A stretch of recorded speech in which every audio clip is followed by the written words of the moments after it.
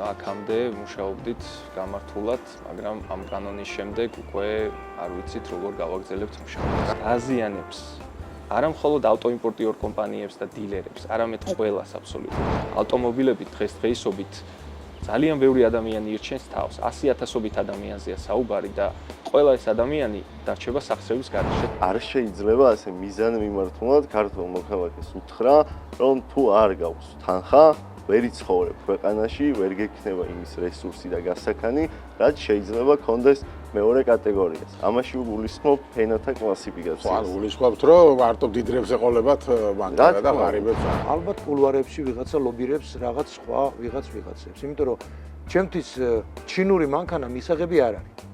შეიძლება ჩინური მანქანები შემოყვანა. შესაძლებელია, ელექტრომანქანებს არ შეეხება. ამას გულისხმობთ. არა, ელექტრომანქანები ჩინური ელექტრომანქანებს ლობირებენ. რეგიონებში სადაც ავტომობილები ისე თოროლა, რა თქმა უნდა, იქ არ არის აქცენტი, მაგრამ გამოგჭა ის ფაქტი, რომ მათაც ეხებათ ეს ყველაფერი, ანუ ყველას შეეხება ერთერად, თორსა კანონია. მარტო თბილისელებს არ უგზავნებენ. ეჭვი ძალიან ბევრია, მათ შორის არაერთი ეჭვი გამოითქვა იმისთვის, რომ ხო არ არის ეს იმიტომ გაკეთებული, რომ აზიის მხარეს, ანუ ჩინური ავტომობილების ჩინური ელექტრომობილებს ლობირებს ვიღაც, ხო? კი. მოგესალმებით, მე ვარ ჟურნალისტი მერაბ მეტრეველი და ეთერშია გადაცემა პოლიტკალაკი. კვირა არ გავა, რომ ხელისუფლებამ ახალი სიურპრიზი არ შემოგთავაზოს. ჯერ განათლების რეფორმა არ ქონდა საზოგადოებას მონელებული, რომ ხელისუფლებამ დაგვიანოსა ახალი შეზღუდვების საავტომობილო ბიზნესში. ხელისუფლება აპირებს აკრძალოს 6 წელზე უფრო ხანდაზმული მანქანების შემოყვანა. ისინი ამას ეკოლოგიაზე ზრუნვით ხსნიან. ამბობენ, რომ ამით შემცირდება საცობები, რადგან ქვეყანაში 2 მილიონზე მეტი მანქანაა. თუმცა ავტოიმპორტიორები ამბობენ, რომ ამით მხოლოდ ბიზნესი დაზარალდება და ეს პრობლემები არ გამოსწორდება. დღეს ავტოიმპორტიორები ამ თემაზე სასაუბროდ ერთ-ერთ სასტუმროში შეიკრიბნენ. ჩვენ სწორედ იქ ვესტუმრეთ მათ და რამდენიმე ავტოიმპორტიორი ჩავწერეთ. ასევე ჩავწერეთ საავტომობილო ფედერაციის ვიცე-პრეზიდენტი მევლუდ მელაძე და დღეს გადაცემაში მათ მოსაზრებებს მოგასმენინებთ ხელისუფლების დაანონსებულ ახალ შეზღუდვაზე. მოგესალმებით. მადლობა ინტერვიუსთვის და თქვენი რომელ კომპანიას წარმოადგენთ? ორი ზოგი სიტყვით რო გითხრათ თქვენი კომპანიის შესახებ. კი ბატონო, მე წარმოვადგენ TL Groups, ჩვენ ჩამოყავს ავტომობილები ამერიკიდან და სამხრეთ კორეიდან, უკვე დაახლოებით 8 წელია რაც ბაზარზე ვართ და აქამდე მუშაობდით გამართულად, მაგრამ ამ კანონის შემდეგ უკვე არ ვიცით როგორ გავაგრძელებთ მუშაობას. რატომ? რა პრობლემა შეიძლება შექმნას ამ კანონმა? ადრეც იყო ხო ერთი შეზღუდვა ესეთი 2013 წლამდე მანქანებს ეხება. იმ შეზღუდვას დიდად არ უმოქმედია ამ სფეროზე, იქიდან გამომდინარე, რომ 2013 წლამდე ავტომობილები ისედაც იშვიათად შემოდიოდა საქართველოში, ასე რომ ზეგავლენა არ მოუხდენია. დღესდღეობით ძალიან ცოტა ადამიანს უნახავთ, ვინც ამ კანონს ეთანხმება. ეს არის ის ხალხი, რომელსაც ავტომობილი არ ყავს ან არ აინტერესებს და ესე ვთქვათ, შეძლებული საზოგადოება, რომლებიც ისედაც არ ყიდულობენ, ესე ვთქვათ, 6 წელზე ძველ ავტომობილს. დააზიანებს არა მხოლოდ ავტოიმპორტიორ კომპანიებს და დილერებს, არამედ ყველას აბსოლუტურად. ყველაში უგულისხმობ იმ ხელოსნებს, მექანიკოსებს, მღებავებს, დითეილერებს, მრეცხავებს, ყველას აბსოლუტურად. რატომ? ანუ მანქანები ყველაფერი ნაკლებობა იქნება ამაზე ვსაუბრობ? დიახ, ყველაფერი ეს არის ჯაჭვური რეაქცია. ავტომობილი შემოდის, პირველი მიდის გასაკეთებლად, ანუ დასაქმებულია ის ხელოსანი, ეგრეთ წოდებული, ესე ვთქვათ, მეთუნუქე, დასაქმებულია ქიმწმენდა, დასაქმებულია მღებავი. ეს არის ძალიან დიდი ჯაჭვი, რომელიც ჩამოიშლება სრულად.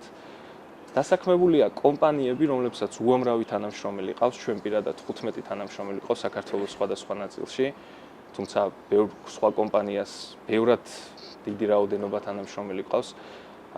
და ყველაზე მეტად ეს დაეტყობა რუსთავის ავტობაზრობას, სადაც ანუ ჩვეულებრივი მოქალაქე, კერძო პირი, რომლისთვისაც ეს ძირითადი საქმიანობაა რეალურად, ანუ ზოგისთვის შეიძლება ძირითადი არ იყოს, მაგრამ უმრავლესობისთვის ეს არის ძირითადი სფერო, ჩამოიყვანოს, ესე ვთქვათ, ამერიკიდან, ან კორეიდან თუნდაც დაზიანებული ავტომობილები, შეაკეთოს და რეალიზება მოახდინოს უცხოელზე, ან თუნდაც ქართველზე. ამით ისინი, ესე ვთქვათ, ოჯახებს არჩენენ და ძალიან ბევრი ოჯახი დაზარალდება ამ საქმის ამ კანონის ანუ პირველ შეზღუდვამ შემცირება არ გამოიწვია, პირიქით გაიზარდა მანქანები და ეს გამოიწვევს შემცირებას. ეს გამოიწვევს ძალიან დიდ შემცირებას, რადგან 2013 წლიან ავტომობილს ჩვეულებრივად ესე ვთქვათ შეძლებდა თუნდაც დაბალი ფენის წარმომადგენელი. მაგრამ 2020 წლიანს უკვე ვერ შეწყვდება ვერც საშუალო ფენა. ფიზიკურად იქ დითანხებზეა საუბარი. მე მინდა ვისაურო თან ეს ახლა არ არის კონკრეტული წელი, ხო, როგორც იყო 2013, აქ არის 6 წელზე საუბარი, ანუ ყოველ წელიწადს ფაქტიურად ყოველ წელიწადს გადაიწევს და გადაიწევს, ხო, ერთი წელი. გეტყვით რომ ავტოიმპორტიორი კომპანიები მაგალითად სავარაუდოდ სექტემბერი, ოქტომბრის შემდეგ შეწყვეტენ 2020 წლის ავტომობილების შეძენას, იმიტომ რომ უკვე 2021 წლიანზე უნდა ვიფიქროთ და როდესაც საზღვარგარეთაც მოთხოვნა გაიზრდება საქართველოსდან, იქაც გაძვირდება ეს ავტომობილი. ანუ დღეისობით თუ თქვა 2020 წლის ავტომობილი პირობითად ღირს $10,000, ამ კანონის ესე ვთქვათ 1 აპრილიდან იმ ავტომობილის ფასი გაიზრდება დაახლოებით მინიმუმ $3,000, ანუ გახდება 13,000, რაც კიდევ უფრო კი, აუცილებლად. კი, იმიტომ რომ ეს ამ კანონის ერთ-ერთი შემოღების მიზეზი იყო რაოდენობის მოკლება. საერთოდ არაფერ შუაშია, რაოდენობა არ მოიკლებს. თქვენ ხომ აქვთ უფრო ცოტა მანქანა ჩამოვა? კი, უბრალოდ უყურეთ ის ცოტა რაოდენობა, ვინც იქნება, გააძვირებს, ესე ვთქვათ 2020 წლის ზემოთ ავტომობილებს.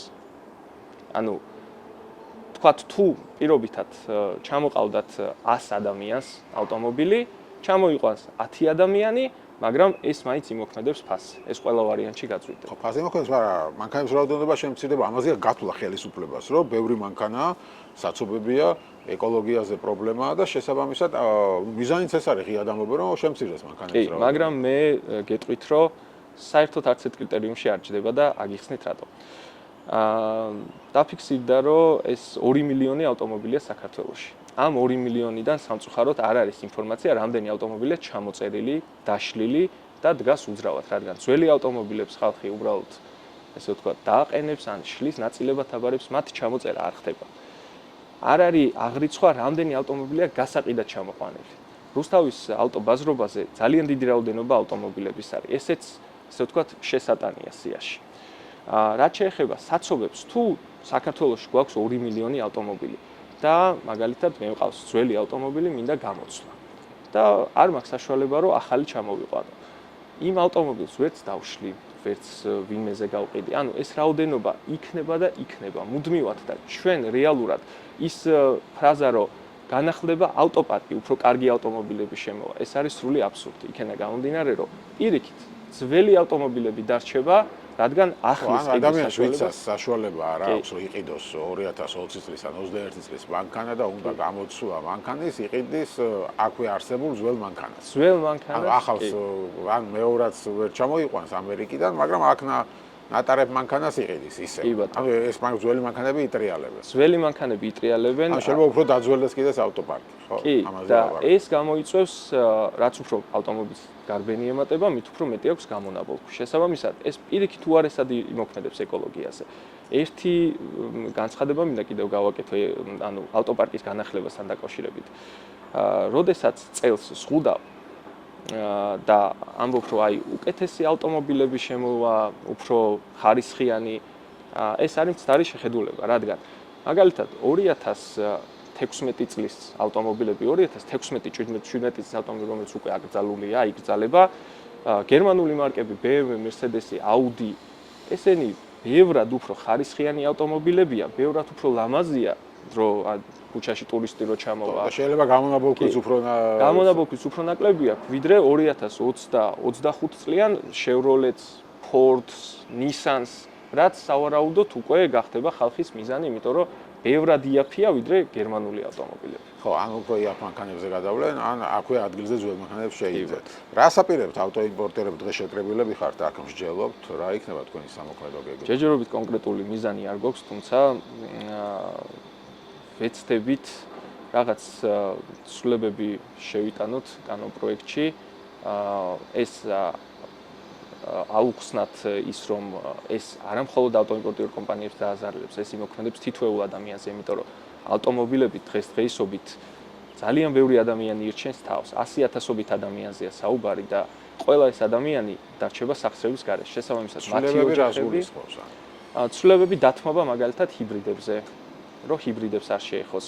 დათმობა შეიძლება ნუ ელექტრომანქანებს არ შეეხება უგეთ. ელექტრომანქანებს არ შეეხება, მაგრამ ელექტრომანქანების სეგმენტი არის მწირი და თუნდაც ის 2015 წლიანი, 16 წლიანი ელექტროავტომობილი არის $10,000 ზემოთ. ანუ იაფიანი კი, ძვირიღის ესე რომ ვთქვა და ყველას არ აქვს საშუალება რომ $10,000-იანი ავტომობილი ჩამოიყვანოს და შეიძინოს. ამიტომ აქ აუცილებელია ვისაუბროთ დათმობებზე, ჰიბრიდებზე, იმიტომ რომ თუ ეკოლოგიაზეა საუბარი, ჰიბრიდიც ეკოლოგიურად სუფთა არის. ასევე ვეცდებით ჩამოწიოთ ესე ვთქვათ ეს ზღვარი 6 წელი გაძლების რაოდენობა გაიზარდა. კი. ხო, ანუ აპირებთ რომ მოლაპარაკება აწარმოებთ ხელისუფლებას. აუცილებლად, იმიტომ რომ დაზარალდება ძალიან ბევრი ადამიანი. გასაგებია, მადლობა დიდი. ერთ დავამატებ თუ შეიძლება ბოდიშის მოხდით. მე მინდა თქვა ეკოლოგიასთან დაკავშირებით. ანუ თავარი ამ კანონპროექტის მიღების მიზანი იყო, რომ თბილისში ცუდი ჰაერია, ეკოლოგია და უნდა გასუფთავდეს. აპოაშ უნდა თქვა, თაწმინდა რომ გადმოხედავთო, დაინახავთო რომ ცუდი ჰაერია თბილისში. მე გეტყვით, რატო არ არის ეს კავშირი თანხმედრა ეკოლოგიასთან და საერთოდ არაფერს შუაშია. მაგალითად, სტანდარტი, რომელთაც ევროპის უამრავი ქვეყანა სარგებლობს, ეს არის შეზღუდვა Euro 5 სტანდარტი, Euro 6 სტანდარტი. მაგალითად, შვეიცარიაში Euro 6 ავტომობილის, ანუ Euro 6 სტანდარტის ქვემოთ ავტომობილს ვერ გააფორმებ. ესეც ეკოლოგიის მიზნით არის. Euro 6 სტანდარტი უკვე აქვს 2015 წლის ავტომობილს.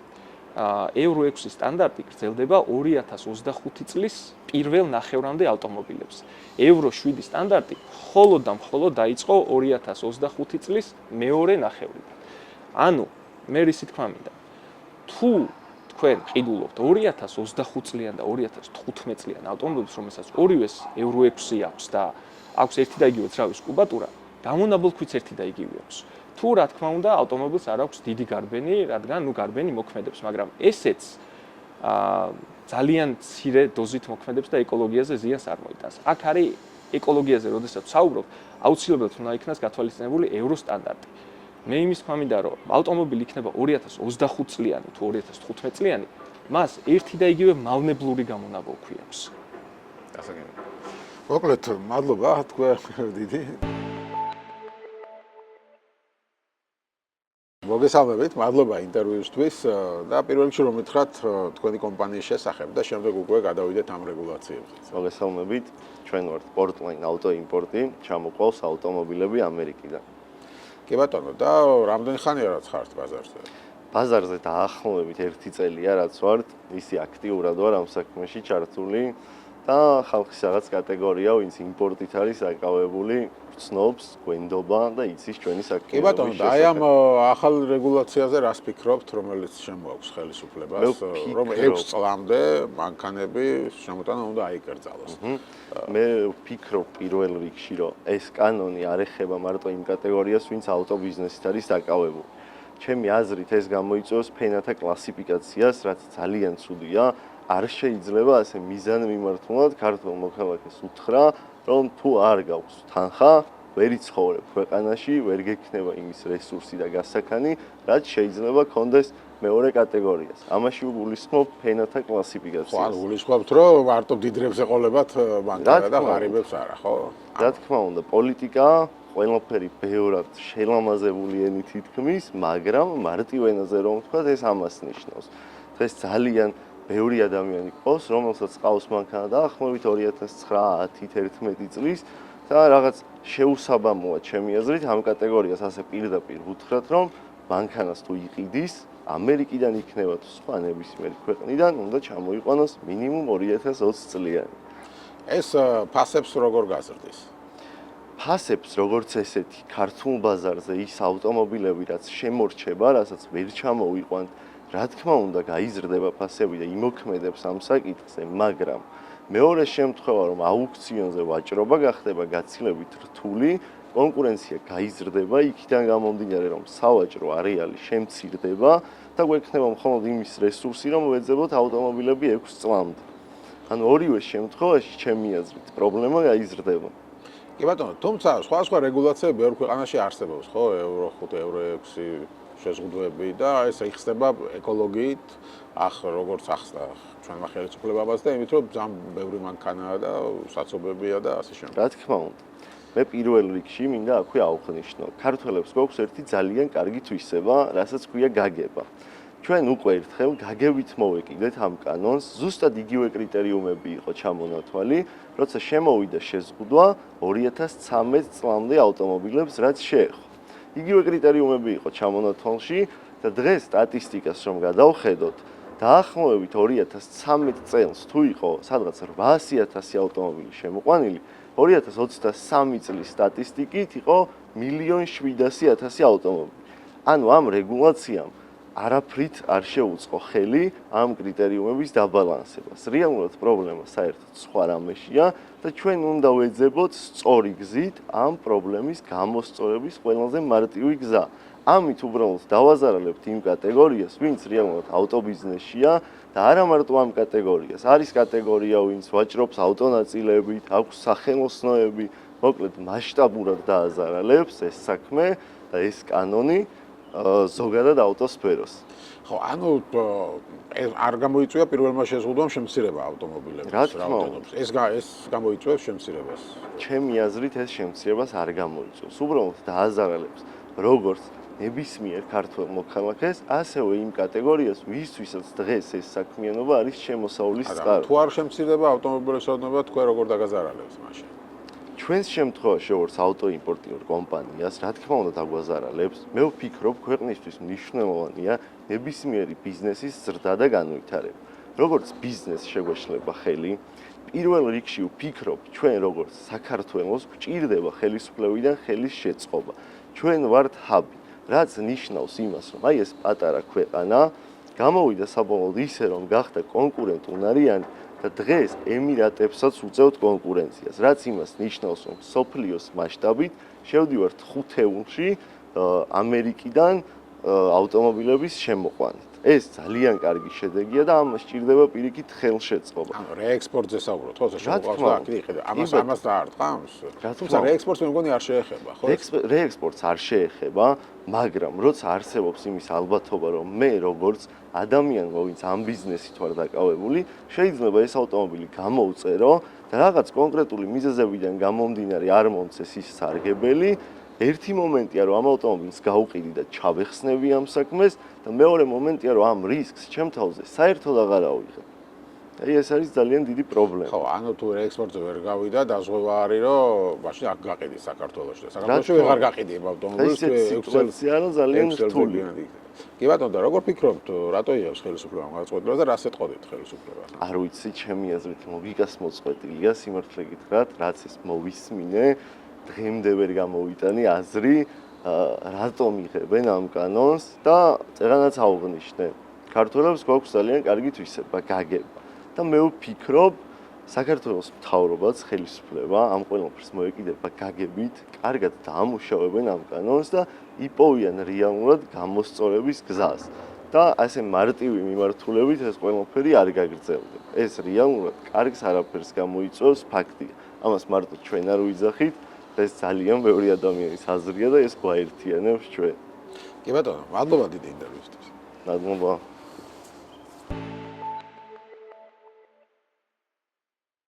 მოგესალმებით, თქვენ როგორ კომპანიას წარმოადგენთ? ჩვენ Urban Motors-ის დამფუძნებელი და წარმომადგენელი დირექტორი ვარ. რამდენი ხანი ბაზარზე ხართ? აუ, ბაზარზე ჩვენ 2011 წლიდან ვართ, მაგრამ უმთავრესად ბოლო წლებია ჩვენ უფრო ანალიტიკას და ამ სფეროსთან დაკავშირებით მოძიებას, კონსულტაციებს და ასეთ რაღაცებს ვაწარმოებთ. უფრო მეტწილად ეს ფუნქცია გვაქვს, იმიტომ რომ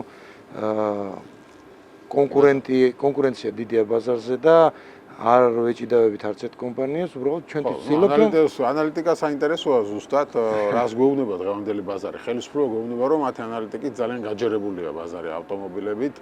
2 მილიონი დაახლოებით ავტომანქანა არის ქვეყანაში, ეს არის ძალიან ბევრი ეკოლოგიისთვისაც, საცობებისთვის და უნდა შემოვიღოთ შეზღუდვა 6 წლამდე. იქნება ზღვარი, 6 წელზე უფროს მანქანას ვეღარ შემოვიყვანთ. შესაბამისად, რას ფიქრობთ, რამდენად სწორი ანალიზია ეს ხელისუფლების მხრიდან?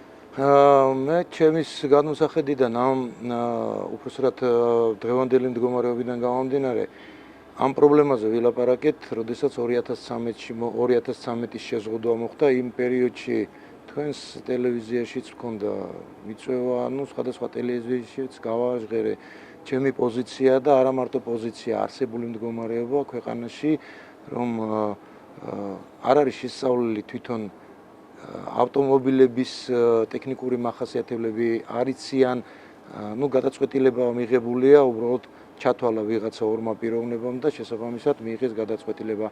არ იხედებიან იმას შვებიან პირდაპირ არგუმენტირებულად ამბობენ, რომ ევრო 5 უნდა მივიღოთ. ევრო 5-ის მდგომარეობა ცოტა შორიდან დავიწყებ თქვენის ნებართვით. ევრო 5-ის მდგომარეობა, შემოღებული იყო 2010 წელს ევროპაში. ჩვენ თუ ამ დირექტივით ვიხემძღვანელებთ, შესაბამისად შეიძლებოდა, რომ 2011-დან დაშვებულიყო იმ პერიოდისათვის შეზღუდვა. არა, გადაწყვიტეს, რომ ესე იყო საჭირო. ბევრი ვილაპარაკეთ, ვიმსჯელეთ, პროტესტის ფორმაც ჰქონდა რაღაც, მიიღეს. შესაბამისად დღევანდელი პოზიცია არის საერთოდ გაუგონარი ცვლილება და არაფერი. აი მე ამბობს, რომ ეკოლოგიას გააუმჯობესებს. კი ბატონო, მაგრამ აქვე აღნიშნავს, რომ ევრო 5-ის მონაცემებით უნდა იყოს ავტომობილი. ევრო 5-ის მონაცემებით ავტომობილები 2011 წლიდან მოყოლებულია. ჩვენ გვაქვს პრობლემა იმაში, რომ ვერ წყვიტავთ ეკოლოგიის პრობლემას, რასაც ქვია ტექნიკური სრული კაცრად მიღწეული იყოს ტექნიკური დათვალიერების კონტროლი. აღადგინეს ტექ დათვალიერება. აღადგინეს, ესე იგი არის ლაფსუსები, თორე 2011 წლიდან ევრო 5 გამოდის. ჩემთვის გაუკვებარია 2020 წელი ევრო 5-თან რა მიმართებაშია. მე აგიხსნით, რომ 2020 წელს უკვე ევრო 7-ისკენ ემზადებოდა ევროპა. 2025-ში უკვე დაანონსებული იყო, რომ ევრო 7 უნდა დადგეს. ეხლა არის ევრო 6, ხო? ევრო 6-იც მუშაობს. კი, ევრო 6 ეხლა 2025-ისთვის დაიწყეს მზადება ევრო 7-ისთვის. და არის რაღაც ჩამონათვალები, ჯერ ვერ მივიდნენ ისინიც ამ ემონებად. თუმცა ჩვენთან ევრო 6-ის მოთხოვნა არ არის. არ არის და იმიტომ ვიძახი, ეს ცოტა თანხმდრაში არ არის. ამბობენ, რომ ევრო 5-ის დაბლა მანქანები არ იქნება, მაგრამ მე ვხსნი, ვინც არ იცის, საზოგადოებისთვის, ვინც თქვენს ტელევიზიას უყურებს, ვიცი რომ უყურებენ და ძალიან დიდი მაყურებელი გყავთ. ევრო 5 არის 2011 წლიდან. სტანდარტი შემოღებული ევროპაში. ხო, თუმცა რაც ახალია მანქანა, ეს მიიჩნევა, რომ უკეთესია, ნაკლები მავნებლობა აქვს მის გამონაბოლქს და შესაბამისად ახალი მანქანა ეკოლოგიაზე უკეთესად იმოქმედებს. მაშინ ამასაც გავმარტავ ჩავშლი. მანქანის ტექნიკური მდგომარეობა მთავარი პირველი რო აკმაყოფილებდეს ევრო 5-ს და ტექნიკური მდგომარეობა. მე ბევრი მანქანა მინახია, იმიტომ რომ მარტო ანალიტიკა არა, მაქვს ურთიერთობა და დილერებთან საუბრობ და კომპანიებთანაც თანამშრომლობა აქვს, ვცვლით ინფორმაციებს. არის მანქანები 2025 წლიანი, რომელსაც გავლილი აქვს 100.000. და არის მანქანები, რომლებიც 2018-იანია და გავლილი აქვს 45.000. ეხლა ტექნიკურად თუ ის ცვეთადი ნაწილები, რომლებიც ეკოლოგიაზე პასუხისმგებელია, უკვე გამოდის წყობრიდან, შესაბამისად იმის წლოვანებას არსებითი მნიშვნელობა არ აქვს. მე იმიტომ აღვნიშნე, მახასიათებლებში არ არიან ჩაშლილები. არსებითი მნიშვნელობა არ აქვს მარტო წლოვანებას. წლოვანება და ევრო 5-ის სტანდარტი ეს არ გვაძლევს, შედეგს არ მოგცემს, არ მოგცა შედეგი, რაც უნდათ 2013 წელს. იგივეს აკეთებენ ეხლა და არ მოგცემს შედეგს. პირველი რაც არის ეკოლოგია, თუ ბევრი ტრანსპორტია, ეს მიმანიშნებელია უნდა უხაროდეთ, რომ ეკონომიკური ზრდა არის ალბათ ქვეყანაში და მოთხოვნილება იზრდება, ხალხი ყიდულობს მანქანას. თუ ამას აღიარებია, გამონაბოლქვია. არა პატივცემულო, საცობები არის ჩვენი გაუმართავი ინფრასტრუქტურით. არასწორი ინფრასტრუქტურითა ქალაქში.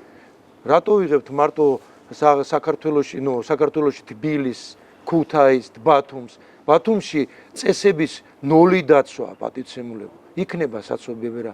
წესრიგი უნდა ყურადღება მიექცეს მოძრაობის დროს, მოძრაობის წესების სრულ დაცვას და ასე შემდეგ და ასე. და არაფერი საცობი არ იქნება. თქვენც დადიხართ ტრანსპორტით, მეც დავდივარ ტრანსპორტით და ხედავთ რა ქმნის საცობებს. არ შესრულება იმ წესების, რომელიც დადგენილია, არ არის მარკირებული გზები. შესაბამისად, დამწყები მძღოლი ან უყურადღება მძღოლი ვერ გძნობს შუაში იდგა. მანქანების სიჭარბეც არის ახლა. არა, სიჭარბე არის. ყოველწლიურად იზრდება მანქანების. თავისთავად გაიზრდება პატივცემულო, ეს არ არის საქართველოს არ არის ის ამ ზუსტად ამ რეგულაციასთან დაკავშირებით მელაძეს ჰქონდა მეულუც ძალიან დიდ პატივს ვცემ, ეხლა ის მანქანას გძნობს, ჩვენ შეიძლება ვფლობთ და ბევრი ვერც გძნობს და ვერც ფლობს პატივცემულო და აქ არის თქვა ჩვენი თვითონ ქვეყნის ტერიტორიები ცოტა სხვანაირია. აქ ყაზბეგში წასვლა თუ გინდათ პატივცემულო, ვერ წახვალთ თქვენ ავტობუსით. არ არსებობს ავტობუსი, უნდა დაელოდოთ სამარშრუტო ავტომობილს.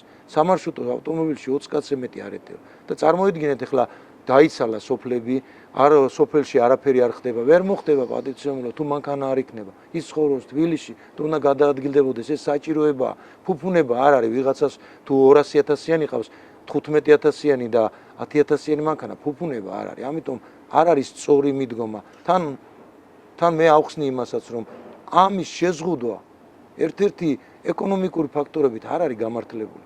როდესაც რამე ცვლილება შემოდის, ან კანონ პროექტი შემოდის, შესაბამისად ხდება მისი აწონვა, ეკონომიკური ეფექტი რამდენად დადებითი აქვს, რამდენად უარყოფითი აქვს. ამ საპირწონეზე როცა დადგება სწორი გადამწყვეტელი, მთავრობა, ახლა გადაწყვეტილებას მთავრობა და პარლამენტი იღებს. უნდა აწონონ და ამიდან გამომდინარე უნდა იმსჯელონ. თუ ის არ არის ცუდ ეფექტს მოახდენს პატივცემულო, მე აგიხსნით, რომ ძალიან ცუდ ეფექტს, იმიტომ რომ ამაზე მიბმულია, არავინ არ იფიქროს, ახლა თუ ვიღაცა ფიქრობს, რომ იქ ათეულობით კომპანიას მანქანები ჩამოყავს და ამითაა მარტო დამთავრებული ეს არა პატივცემულო, ამაზე მიბმულია, ჩამოიყვანა, ვიღაცამ ჩამოიყვანა, შესაბამისად ამას სჭირდება შეკეთება, ახალს ხო ვერ ვყიდულობ, იმ შეკეთებისთვის არის დასაქმებული სხვადასხვა ცენტრები, რომლებიც ცენტრებშიც ხალხი მუშაობს, იმ ცენტრებს თავისი ნაწილები აქვს და ასე შემდეგ ეს ყველაფერი ჯაჭვური რეაქციაა და ბოლოს მიდის უკვე რეალიზაციაზე და თქვენ წარმოიდგინეთ ამ ჯაჭვში რომ გაუწყვიტავ თავიდან რამდენი ადამიანი, ძალიან დიდი ადამიანი, ძალიან ბევრი ადამიანია დასაქმებული ამ. მეორე ის არის რომ ფაქტობრივად ხელისუფლება ამბობს რომ მარტო მდიდრებმა უნდა იარონ მანქანა. გეთანხმებით ეს არა მარტო მაგას არ გზნობ სიმართლე გითხრათ, მაგას არ გზნობ მარტო გზნობ მე ამასთან ერთად გზნობ პატივცემულო რომ ალბათ კულუარებში ვიღაცა ლობირებს რაღაც სხვა ვიღაცებს, იმიტომ რომ ჩემთვის ჩინური მანქანა მისაღები არ არის. შეიძლება ჩინური მანქანები შემოყვანას. შესაძლებელია, ელექტრომანქანებს არ შეეხება. ამას გულისხმობთ, ხო? არა, ელექტრომანქანები ჩინური ელექტრომანქანებს ლობირებენ. იცით რა არის, ამაზეც უნდა ახასიათებლებში უნდა ჩავიდნენ. არ შეიძლება ესე ვიღაცამ გადაწყვიტა, რომელსაც ფიქრობს, რომ ეფექტი ექნება, არ ექნება პატივცემულებო ეფექტი. ეს პრობლემა შეექმნის განამარტო ავტო იმპორტიორებს და ავტოსაქმეში და ავტოსფეროში დასაქმებულ ადამიანებს. ყველა შეექმნის. თუ იმ ადამიანს, რომელიც დღეს შოულობს თავისი დასაქმებით, შოულობს რაღაც შემოსავალს, შემდეგ მაღაზიაში ხარჯავს, იმ მაღაზიაშიც ხო ის მაღაზიაც ხო ვიღაცია, ეს არის ჯაჭვური რეაქცია, ეკონომიკური ეფექტი ექნება უარყოფითი. შეიძლება ეს უცბად არ გამოჩნდეს, მაგრამ გამოჩნდება და ამას ვიგრძნობ ჩვენ ზურგზე ყველა ჩვენთაგანი პატივცემულები. თუ იმაზე ფიქრობენ, რომ ავტოპარკი განახლდესო 2025 წლის მონაცემებით მაქს, კომპეტენტური ორგანოები ხა საქსტატს პატივცემ, მაგრამ სრულად არ ვეყდნობდი მათ მონაცემებს, სხვა კომპეტენტური ორგანოებიდანაც ვღებულობთ ინფორმაციებს და ერთ-ერთ ჩამონათვალში თუ საქართველოში რაოდენობებია ჩამოთვლილი მოდელების მიხედვით და 153.000 მანქანაა ვაზის წარმოების. ეხლა როგორ მოგეხსენებათ ვაზის წარმოების, ეს არის მოძველებული ინფორმაცია არასწორია. მოძველებული, სადღაც დაგდებული, რომელიც ხო, ჟიგულს ვიძახი. და წარმოიდგინეთ ეს არ არის შესწავლილი თემა, ორ დღეში ეს თემები არ წყდება. ეს მანქანები არც მოძრაობს. არა, ჩემო კარგო, სადგა მოძრაობს, შეიძლება იმის 10% რეგისტრაცია დარჩენილი. არის და იმიტომ ვიძახი, ჩვენ საქსტატი იღებს შსს მიმართავს, იღებს რეგისტრაციის რაოდენობას და ამ რეგისტრაციით ეს თემა არის ძალიან ბუმბერაზი. ძალიან ბუმბერაზი 15%-იანი წილი აქვს მთელ ეკონომიკაში ამას და როგორ გინდათ ეხლა თქვენ აი ამას გაანახევროთ და 2%-ზე საერთოდ შემოყვანეს. მარტო ჩვენ ხო არ ვართ, უბრალოდ დილერები ხო არ არიან და ფირმები ხო არ არის. აგერ არის დიდი კომპანიებია, რომლებიც სალონები आहेत გახსნილი, რომელსაც ჩამოყავდათ ის მანქანებიც, ან იბარებენ იმ მანქანებს უყურეთ, ახლა მე თუ მაქვს საშუალება რომ გამოვცვალო, ცვლი ახალიდან ძველ მანქანაში, ხო? თუ იმის ამოღებული იქნება, ხო, მოთხოვნა აღარ იქნება, აღარ მივიღებ იმ მანქანას, ხო, აღარ ვიყიდ. არის ეს პრობლემებია ძალიან. რეექსპორტის ხაზით მეორე ადგილზეა ბოლო 5-6 წლის მანძილზე ავტოიმპორტი. ეხლა შემოსავლები ძალიან დიდია. ხო, თუმცა რეექსპორტს არ ეხებაო. არა, უყურეთ, თქვენ აი ზუსტად აი ჩვენ გლობალურად უდგებით ამ საკითხს. ისინი რო იძახიან რომ რეექსპორტს არ უხდება, უდგება 2013 წელს ესეთი სიტუაცია იყო. მოთხოვნა იყო 10, 11, 12, 13 და ზემოთ. ის სეგმენტი მოჭრეს და ამოაგდეს. წარმოიდგინეთ, ეხლაც მოხდება ესეთი. მოდის 13-დან 20-მდე, 13-დან 20-მდე 7 წელია. აი ამ სეგმენტს რომ მოჭრი, ამაზეა მოთხოვნა პატივცემულებო უმეტესწილად. ხო, მაგრამ რეექსპორტისთვის ჩამოიყვან მაგას არა. ხო, რო არ გაიყიდოს უყურეთ აქ სხვა ნიუანსი საქართველოში ვერ გაყიდი, ხო? აი უყურეთ სხვა ნიუანსიცაა. მე რისკ ფაქტორს არ ავიღებ ჩემ თავზე როგორც დილერი და არ ჩამოვიყვან. შესაბამისად თუ არ ჩამოვიყვან, ვერც გავ. აქ იმიტომ ვიძახით, ძალიან დიდი დაჭი ეს, ცოტა სენსიტიური თემა, ამას ვიღაცები ეს ზედაპირულად უყურებენ, მაგრამ ზედაპირულად ყურება ამას გასაგებია. რას ფიქრობთ, რას აპირებთ ანუ მთავრობასთან დაკავშირებით? მე მაგალითად ჩემი პოზიციაა რომ არასწორია და სასურველი იქნება რომ საზოგადოებამ გაიგოს რომ ეს არ მარტო ბიზნესის საკითხია. ისინიც ვერ იყიდიან მანქანებს და მე ჩვენი სოციალური მდგომარეობიდან გძნობ რომ ადამიანები ჩვენი საზოგადოების წარმომადგენლები სადღაც 80%-მდე დარჩება უმანქანოდ, ახალი მანქანა ვერ გამოცვლიან მანქანას, რაც ყავთ, შერჩება. ყოლებაც ძველი. და ეს არის პრობლემა კიდე ეკოლოგიაზე. ხო, შეიძლება უარესი იყოს ეკოლოგისთვის. ხო და ეს უკვე მიდის და გასაგებია, მადლობა დიდი. არაფერს. მოგესალმები, ველგუდ. მადლობა ინტერვიუსთვის და დღეს საუბრობთ ამ თემაზე, რომელმაც ამდენი ასე ვთქვათ, ასთა სხვადასხვა გამოიწვია და ნებათა ხელვა მოსახლეობაში, რადგან ხელისუფლებამ უცებ ესე გამოგვიცხადა, რომ 6 წელზე უფროს მანქანებს მალე ვეღარ შემოიყვანთ და ვეღარ იყიდით და როგორც ისინი ამბობენ, ეს არის საჭირო ეკოლოგიისთვის და იმისთვის, რომ ამდენი საცობი არ იყოს, რადგან 2 მილიონზე მეტი მანქანა უკვე ქვეყანაში რეგისტრირებული და ასე თუ გაიზარდა რაოდენობა მანქანების, ეკოლოგიას დამძიმდება, საცობები კიდევ უფრო უარესი გახდება და შესაბამისად ამ მიზანს ემსახურება ეს შეზღუდვა. რას ფიქრობ ამაზე? ხო, ნუ წლების წინაც იყო საუბრები, როგორ შეიძლება რომ ვებრძოლოთ საცობებს და მაშინაც და გამონაბოლქვებს. კი, და მაშინაც ვამბობდი, რომ ეს გზა, რომელიც გზას ავირჩიეთ, ნუ სწორი არ არის ამ შემთხვევაში, იმიტომ რომ ავტომობილების რიცხვი არ შემცირდება ქვეყანაში, ეს ბუნებრივიც არის, როცა იზრდება ეკონომიკა, მოდი ესე ვთქვათ, ხო, პირდაპირ მასშია, რომ რა თქმა უნდა იზრდება ავტომობილების რიცხვიც და მაშინაც ვამბობდი, რომ ნუ თუ დედაქალაქზე აქცენტი, ახლა ამ შემთხვევაში როგორც ხვდები, მაინც დედაქალაქზე აქცენტი, იმიტომ რომ საცობები, ეკოლოგია, იმიტომ რომ რეგიონებში ბათუმშიც ბევრი საცობია უკვე. ხო, ნუ განსაკუთრებით სეზონზე. ცენტრალურ ქალაქებში მაქვს საუბარი, იმიტომ რომ წვრილ რეგიონებში სადაც ავტომობილები ისე ასითო როლაა, რა თქმა უნდა, იქ არ არის აქცენტი, მაგრამ გამოგჭა ის ფაქტი, რომ მათაც ეხებათ ეს ყველაფერი, ანუ ყველას შეეხება ერთერად, თორსა კანონია. ხო, მარტო თბილისელებს არ უგრძავენ. კი, ანუ და შესაბამისად ის ადამიანები, ანუ ვისაც რაღაც შანსი ჰქონდა, რომ ასე თუ ისე ნორმალური ავტომობილი შეეძინა და რჩებიან ამის მიღმა.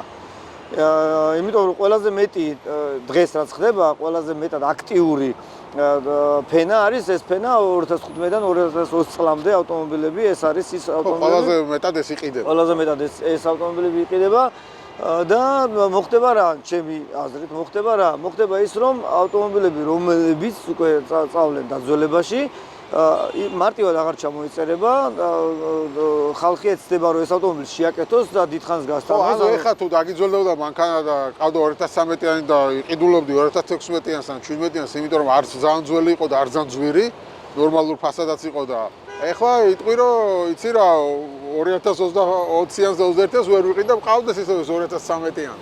ხო? კი, და ან თან- ერთმანეთში გაიყიდება ეს ძველი მანქანები. კი და თან ამისი მაგალითები არსებობს, ანუ აფრიკული ქვეყნებია ყველაზე კარგი მაგალითი ამის. ჩვენს გარდა რა ესეთი შეზღუდვები კენია, რომელსაც 8 წელი აქვს, 8 წელზე აქვს შეზღუდული, ნიგერიას 8 წელი აქვს, უგანდა, ლიბია, ნამიბია, ბანგლადეშს აქვს 5 წელი, ანუ ჩვენზე წინ არის, ეგვიპტეს აქვს 3 წელი და საუდის არაბეთს აქვს მათ შორის შეზღუდვა, ანუ ეს ქვეყნებია, რომელიც არ აწარმოებენ და მსგავს შეზღუდვა აქვს. ანუ შემდეგ ეს რო ჩავშალე, ანუ ამ ქვეყნებში თუ რა ხდება, ну მაგალითად ყველაზე ну ბანგლადეში ალბათ ყველაზე გაგვიგია რა ხდება ბანგლადეში, ხო? ну ბანგლადეშსაც აქვს ეს შეზღუდვა და იქ არის ძალიან ერთეული კარგი მანქანები და დანარჩენი არის აბსოლუტური კატასტროფა რა და ну არ გვინდა რომ ამბიყოთ რა, ესთეტიკური მხარეც ყველაფერთან, ეკონომიკური მხარე აქვს, ყველაფერი აქვს და მასთან ერთად მათ შორის არის ესთეტიკური მხარეც. ანუ ჩვენს ქვეყანაში ვინმე რო ჩამოვა, ესთეტიკურად თუ ლამაზად გამოიყურება მინიმუმ სატრანსპორტო ანუ ავტოპარკი უფრო დაძველდება. კი, რა თქმა უნდა, იქნება ახლები და იქნება ძველები. ადამიანები ფიქრობ, რომ თუ გადავაგდე ეს მანქანა 2021-იანს ვერ ვიყიდი და ჯობია მყავდეს ეს ისევ ძველი. სანამ გაძლებს, ძველი სანამ. ხო, სანამ გაძლებს და ხო, ну, რაც ну ერთი ეს ეკოლოგიისთვის ამდენად იქნება კარგი. ერთი რომ ზუსტად მაგის თქმა მინდოდა, ერთი რომ ეკოლოგიისთვის რა თქმა უნდა ეს არ იქნება, დღეს შეიძლება ესე გამოჩნდეს, მაგრამ უკვე რაღაცა პერიოდის შემდეგ არ იქნება ეს ავტომობილები კარგი.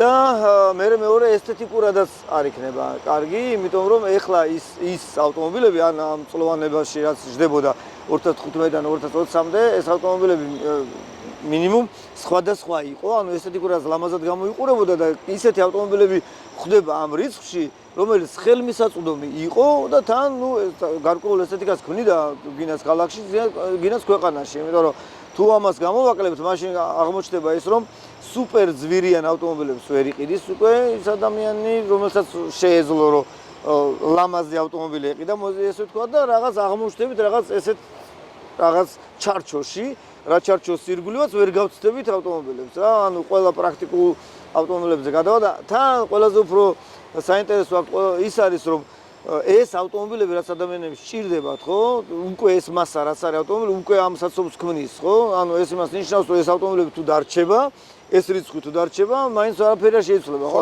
ხელსვას იმედი აქვს, რომ მე ნელ-ნელა მოიკლებს, ხო? ეხა ბოლოს და ბოლოს ალბათ რო დასულო მოკვდება მანქანა, ხო, ამასობაში შევსება მაინც იქნება. ხო. და თან კიდევ ფიქრობ, რომ არ მოიკლებს მანქანებს. არა, არ მოიკლებს და იკლებს მხოლოდ იქ, სადაც ომია. სხვა შემთხვევაში რო გადავხედოთ გლობალურად თუ რა ხდება, ანუ ავტომობილების რიცხვი არსად არ იკლებს და ვინც მოახერხა შეჩერება მეგაპოლისმა, ეს არის ტოკიო, ან ტოკიოში არის უკვე ბოლო წლებია, ავტომობილების რაოდენობა არ იმატებს, ყოველ შემთხვევაში კატასტროფულად არ იმატებს, იმიტომ რომ იქ სისტემა ისე არის მოწყობილი, ანუ საზოგადოებრივი ტრანსპორტის სისტემას ვამბობ და სამსახურების და ერთმანეთთან კავშირის სისტემა ისეა მოწყობილი, რომ იქ ნაკლებად ჭირდებათ დამატებითად ავტომობილის პრობლემები, რომ თავის თავზე იტვირთონ. მაგრამ ჩვენთან არ ვართ აქ, ანუ საზოგადოებრივი ტრანსპორტი არ არის და ვერ იქნება ისეთი მოქნილი, რომ იმ მხარიაობას, როგორც დღეს ადამიანები გამოიმუშავებენ ფინანსებს თავიანთი ოჯახისთვის, ანუ ჩვენთან დღეს არ ხდება ესე, ყოველ შემთხვევაში ძალიან დაბალი პროცენტია ისე, რომ ერთ სამსახურში მიდიხარ დილას იწყებ სამსახურს, მიდიხარ საღამომდე მუშაობ და მერე სახლში ბრუნდები და ამითი არჩენ ოჯახს, ძალიან იშვიათია ესეთი ადამიანების ჯგუფი და თან თუნდაც ესეთი ჯგუფი იყოს, მაინც მონაცვლეობა ხდება სულ. სამსახურებიც ერთ ადგილას იყო და მთელი ცხოვრება აქ არის, არ არის, სამსახურებიც იცვლიან ხოლმე ადგილმდებარეობას. თვითონ ადამიანებიც ხო, ანუ სულ უწევს ესე გადაადგილება, გინდა თუ არ გინდა გიწევს. ამიტომ საზოგადოებრივი ტრანსპორტი ან ზემოქნილი უნდა გახდეს, რომ დიდ ქალაქებში როგორღაც შეითავსოს და ადამიანს კომფორტული იყოს, უბრალოდ რომ მე ახლა საზოგადოებრივ ტრანსპორტს გამოვიყენებ იმ შემთხვევაში, თუ ის იმაზე კომფორტული იქნება, ვიდრე კერძო ტრანსპორტი. არა აკრძალვების და შეზღუდვების გზით, არამედ განვითარების. რაღაცები გაკეთე ამ მიმართულებით, ხო, ხა ბასლეინები იხაზება და მეტნაკლებად ახალი ავტობუსები შემოიყვანეს და ასე შემდეგ. თუმცა ეს საკმარისი არ არის, კი, ამიტომ მაგას ვამბობ ზუსტად, განვითარება უნდა მოხდეს კომფორტის შექმნის გზით და არა იმით, რომ მე თუ ყველაფერს შეგიზღუდავ და უბრალოდ შემოგიღობავ, ხო, ყველაფერს ამ შემოღობილში ვიქნები, რა თქმა უნდა, ვერსად ვერ წავალ და ვიქნები ამ შემოღობილში, მაგრამ არ მინდა აკრძალვის გზით ცხოვრობდეთ რა. პირიქით უნდა შეიქმნას, ანუ უფრო მაღალ ტემპში უნდა განვითარდეს საზოგადოებრივი ტრანსპორტი, უფრო მეტი უნდა იყოს ეს ყველაფერი, ანუ კომუნიკაციები უნდა შეიქმნას ისე, რომ არ გჭირდებოდეს სადღაც აკრძალვის დაწესება.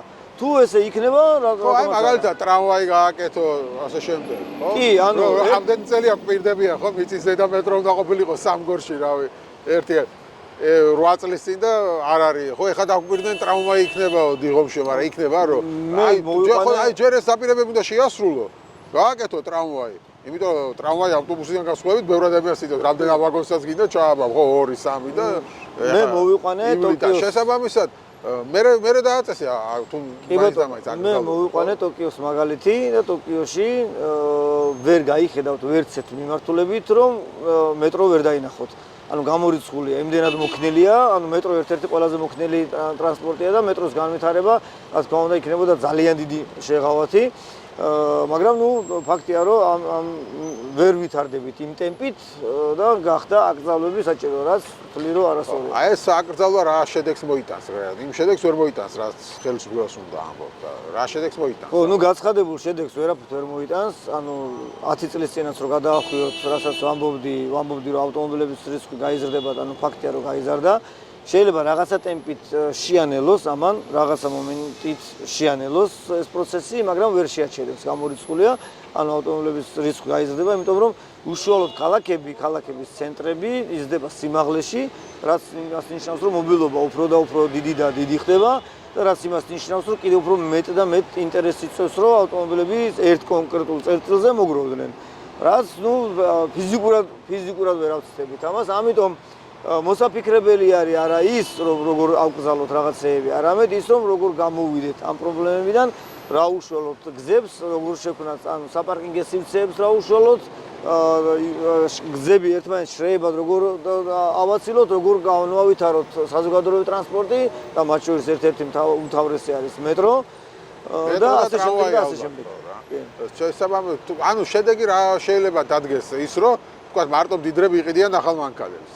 და ჩვენაირი ხალხი ვიყიდით ისევ აქ რაღაცა მოძველებულ მანქანა, ვინმეს თუ გაყიდის, იმას ვიყიდით. ხო და მე ვფიქრობ, რომ ის ნუ არასწორია ესეთი მიდგომა, ანუ ავტომობილის ამიკრძალო რაღაცა არ შევიძინო, იმიტომ რომ ეს ჭირდება რაღაც მიზნებს, ჩემი აზრით ეს არის არასწორი. ანუ ადამიანებს უნდა გქონდეს თავიანთი, ანუ თავისუფალი არჩევანის უფლება თვითონ, რომ აირჩიოს ეს უნდა თუ ის უნდა, ანუ რა უნდა და სახელმწიფო უნდა ფიქრობდეს როგორ მოაწყოს ისე რომ ამ ადამიანებთან თანაცხოვრება შეეძლოს, ანუ ყველას ერთმანეთთან თანაცხოვრება შეეძლოს.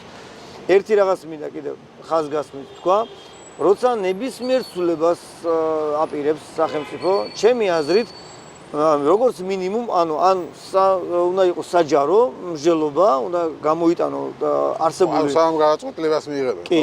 უნდა გამოიტანო არსებული პრობლემა და უნდა გახდეს საჯარო მსჯელობა დისკუსიების მხრივ, სოციალური ქსელების და ასე შემდეგ და მინიმუმ თუ ამას არ აკეთებს, მაშინ მინიმუმ დარგის სპეციალისტებთან მაინც უნდა იყოს რაღაცა მსჯელობა. ეს გადაწყვეტილება კი არა, განათლების რეფორმას ატარებენ, არავის არაფერი არ კითხეს. ეხლა ამას ვის კითხავდნენ? ხო, ნუ ამიტომაც ვთვლი, რომ არასწორია რა, ნებისმიერი ცვლილება, რაც პირდაპირ თუ ირიბად ეხება ყველა. ხო, ჩვენ გვეხება, ხო? ჩვენ შესახებ იღებ გადაწყვეტილება, რაღაცას მიკრძალავდა. კი, ყველა მოქალაქეს უნდა იყოს მინიმუმ განხილვაზე გამოტანილი. ხო, და ნუ ეს არ ხდება და ნუ ნახავთ, ხა ავტოიმპორტერებს ვესაუბრებ, რომლებიც ამბობენ, რომ ამაზე მანქანებში მიბულია ბევრი ადამიანი, ხო, ხელოსნები, ასე შემდეგ, ანუ უამრავი ადამიანები დასაქმებული, პლუს რეექსპორტზე შეიძლება ამანი მოქმედოს მიუხედავად იმისა, რომ რეექსპორტს არ გზავავენ. და ანუ ბევრ რაღაცაზე, ბევრი ადამიანის ეკონომიკური მდგომარეობა გაუარესებს. ანუ იმ ადამიანებს, ვისაც ახალი მანქანის ყიდვა უნდა და იმათ მდგომარეობას უარესებს და იძულებული რომ ძველი მანქანა დაიტოვოს. ხოლო ვინც ამას სფეროშია დასაქმებული, იმათ ეკონომიკურ მდგომარეობას გაუარესებს. კი, ნუ მე შემიძლია გითხრათ ეხლა, ანუ რა საფრთხეებია ამ მხრივ, ანუ ეკონომიკურად რა საფრთხეებია. ანუ ერთი რომ რა თქმა უნდა ძალიან ბევრი ადამიანია დაკავებული, ეს საქართველოში ერთ-ერთი წინწამოწეული ბიზნესია, რასაც ძალიან ბევრი ადამიანი საქმდება ამ საქმით, ანუ ჩამომყვანებიდან და შეკეთებიდან და სადარგო ნაწილებიდან და დაშლილები და ასე შემდეგ, ამას რომ ყველაფერს თავი დავანებოთ, თუნდაც ამ მიმართულებით რეექსპორტის შემთხვევაშიც ანუ აქაც კლება გვექნება. ბევრი ადამიანი უბრალოდ საბანკო ვერ მოემსახურება თავის საბანკო სესხს და იქნება ძალიან რთული. ამიტომ იფიქრებს უფრო მეტად და ხშირ შემთხვევაში ძალიან ბევრი ადამიანი უბრალოდ გაჩერდება და აპაუზებს, შეხედავს სიტუაციურად როგორ გამვითარდება და მხოლოდ ამის შემდეგ მიიღებს რაღაცა გადაწყვეტილებას.